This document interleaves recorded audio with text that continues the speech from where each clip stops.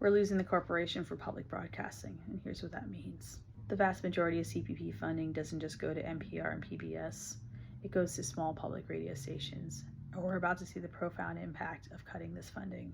Something to the extent of 1,500 stations can go off the air, and to the MAGA supporters who are bemoaning the political biases of NPR and PBS and justifying cutting this funding, well, you're about to see how many rural areas around the country are going to be deeply and terribly affected by this.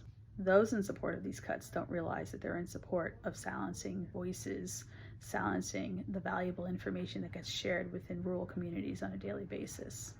According to Patricia Harrison, the CEO of the CPB, public media provides educational opportunity, emergency alerts, civil discourse, and cultural connection to every corner of our country. Not only are thousands of stations about to lose their funding, but they're about to lose their connection to the outside world. Ideas, connection, and not to mention valuable life-saving information is all going to be gone, thanks to the cruelty of the current regime. All of this is happening because the dictator-in-chief accuses outlets such as NPR and PBS of being politically biased. By the way, there's a reason why NPR sued the dictator-in-chief, and that's because of the gross violation of the First Amendment rights that he places on them by wanting to silence their outlets. But the truth is, the real victims of the dictator-in-chief's rage is not going to be NPR and PBS.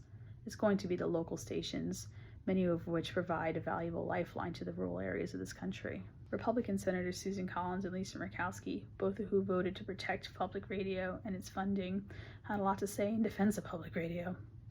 In Alaska, for instance, Murkowski states that local stations provide valuable information to the many fishermen throughout the state about weather conditions. Citizens of Alaska rely on public radio to learn about emergency alerts, boil water advisories, and more. There's also shows broadcasted on public radio in that state that focus on the mental health concerns for workers living in Alaska.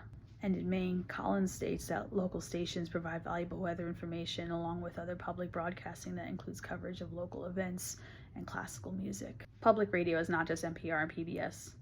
It's our lifeline, our voices, our cultural connection, our music, and our ideas. And here's what you can do. Donate to your public stations if you can, and visit protectmypublicmedia.org, which provides valuable resources and information for how you can help restore funding to public radio.